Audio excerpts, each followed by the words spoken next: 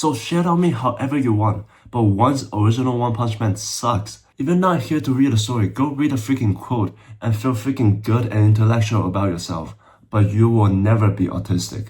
Hello, my name is Neil. I'm a novelist and I also love comics, so I have been ranking Japanese manga, not anime. So this video is a continuation to the last video of suggesting ideas to how to write a story, as well as clarifying how I rank the manga that I've already ranked. As a novelist, as a person with a master's degree in screenwriting, and as someone who aspired to become the best novelist in history, I wish to share what I have learned, as well as some subjective ideas to you guys. Well, let's get into it. Last video, I talked about the materials that build a story: premise, genre, setting, characters, and plot. This video, I'll focus on character archetypes, literary devices in any shape of fiction, not just in novels, themes, and ambience. Let's get into it. Character archetype is a recognizable function of a character. Like a mentor character's function is to teach. A trickster's character is to disrupt by breaking the rules. Of course, protagonist, antagonist. No, character archetypes are important, and I hate it. In novels and movies especially, there are limited characters in the shorter content, so all characters must have distinct archetypes. No, they don't. But yes, they do. In longer TV series or manga, it's not that necessary, because TV series typically focus on realism where all characters just act as how they want to like in real life. While manga usually has a ton of characters, and there are only so many archetypes. Still, I dislike characters that has only one function like in movies or novels, because I like realism too. Subjectively speaking, characters should lecture whenever they want and take over the mentor role, or be the antagonist whenever they disagree with the protagonist. We, in real life, have multiple functions, but of course, characters can have a more conspicuous function, but not so seriously categorize them into one single archetype. Still, I don't like that, because my way to approach my story is to make every character act like their own protagonist. Anyone can be any archetype to any character.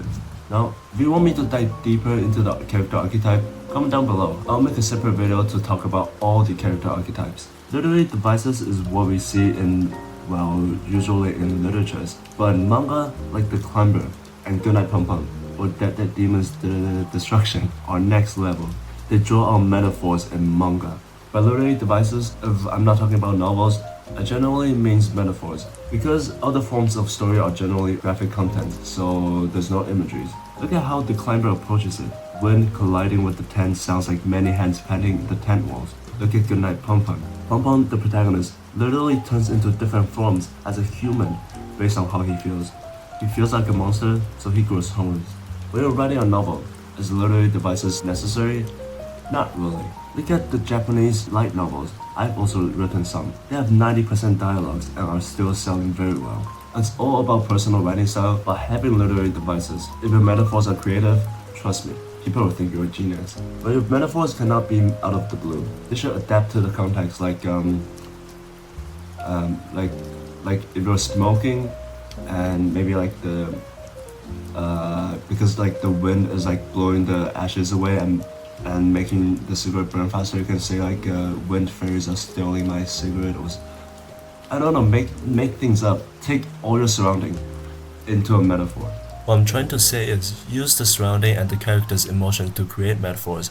If your character is in autumn, don't use summer elements as metaphors. Or if your character is sad, don't say the world is dancing by her or some inappropriate mood establishing metaphors. Why write stories with the real world as setting? I make magical and fanciful metaphors to make the real world not boring.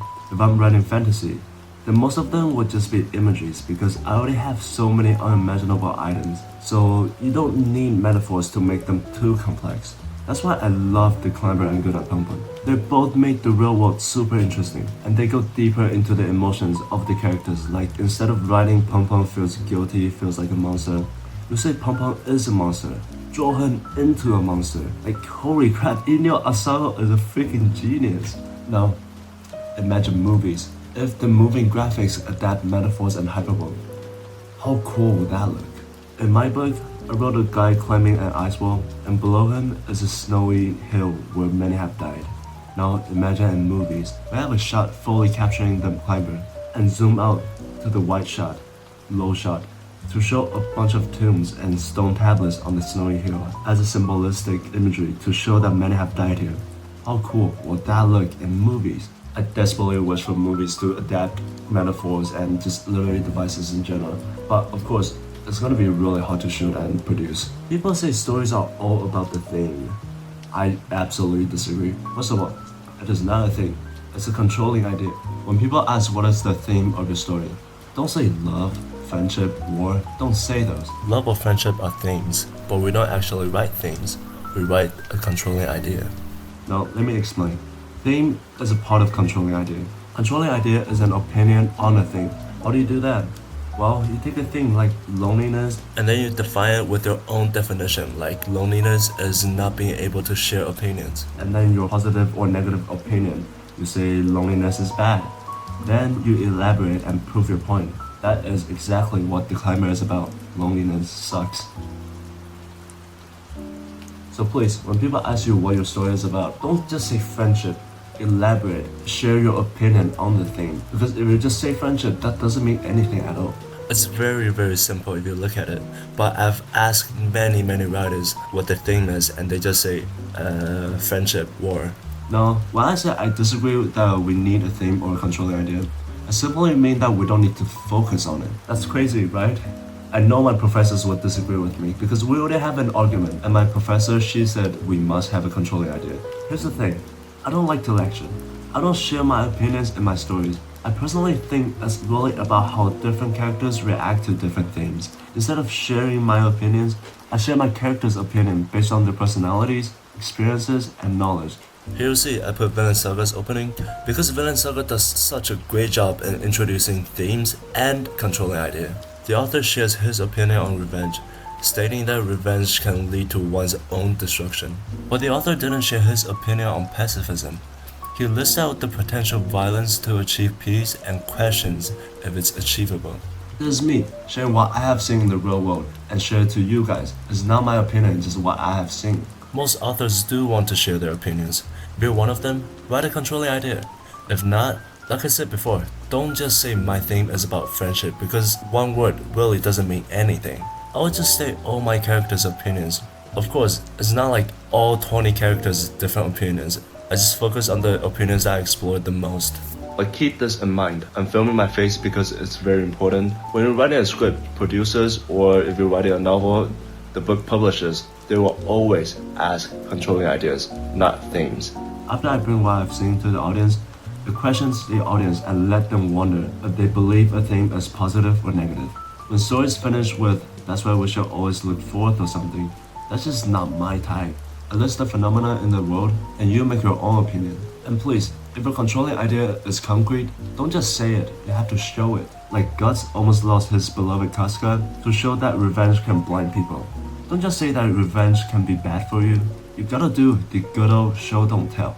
Another reason why I dislike controlling idea is that people focus too much on them. They write terrible characters, terrible stories, can't even write a good plot and ends the story with war is bad if you just stop it. People blindly think, wow, it's so grand, it's such a meaningful controlling idea. Well, the story is absolute shit. We're writing stories, not some meaningful quotes. So shit on me however you want, but one's original One Punch Man sucks, and people specifically say that I'm wrong. Now, I'm talking about what happened before Goro comes out of the dirt. Before that, the Boris arc and the first half of Monster Association arc are terrible, F tier. Because there are no memorable characters, there are no build-ups and go straight into the conflict, the fights, with no structure at all. No creativity in the setting or the hero's or villain's ability to. Yes, one's better drawing. But characters, setting, creativity, these aren't problems that require drawing skills. And yes, we cannot understand a single thing that one is drawing. This guy asked me why am I paying so much attention to drawing. How about I put it in the literature aspect? Because it's like reading a novel that a 3-year-old wrote. Can you understand this? People literally said I don't understand the meaning behind the original One Punch Man. But I do. I understand. Trust me, I understand. But I just don't understand the story. If you're not here to read a story, go read a freaking quote and feel freaking good and intellectual about yourself. But you will never be autistic. But the original One Punch Man got a lot better after the Monster Association arc. And Mob Psycho, it's great. No, Murata's One Punch Man remake is tell, not show, the controlling idea. Look at how Saitama and other characters just break the character to say some inspiring quote and show the quote. That's just terrible writing. Lastly, what I believe is the most important in storytelling is ambience. My professor once asked me, what is ambience? I said, it's an intangible emotions. And then she said, perfect answer. Ambience is not the hype you get from an intense fight scene, the tears you get from your favorite character's death. Ambience is not an expression, action, or quote. It's description, the imagery in literary devices. It is the wordless panels that still tells the audience something. These are ambience.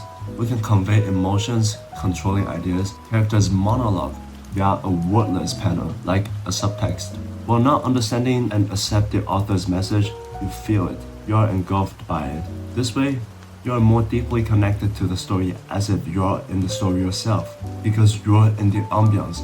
Is it hard to write ambience? Not at all. Just practice writing imageries and that's it. Just practice writing some imageries and it's not that hard. How do you do that exactly? What I suggest is to create your controlling idea, setting, genre, premise, characters, and acts of your story. And then set the ambience you want to convey these ideas in. And then scrap all your setting, genre, controlling idea, etc. and focus on writing that ambience that will convey these elements for you. Just look at this wordless panel. I can sense that this character has gone through character development already, even if I've never seen this manga. I know for sure that this manga discusses the controlling idea of the beautiful Mother Nature is also terrifying. And something tells me that this character has sacrificed a lot to get to where he is. I've seen this manga, but I'm acting like I've never seen this. This panel, I can just feel that this character is trying to redeem himself, like he's cutting off his past from the present. Another good thing of writing ambience is when you, as the author, is absorbed in that ambience that you created. Ideas, dialogues, and the details in the plot will just naturally speak to you, and you can easily make all these little details into perfection. That's about it for the video, but I'm here to teach without really proving that I am an elite writer, right? So I've created my second channel where I will publish audio versions of my short stories because I gotta prove my statements of this video with my short stories, right? And I hope you will like my short story. That's it for the video. If you find this video helpful, feel free to like and subscribe.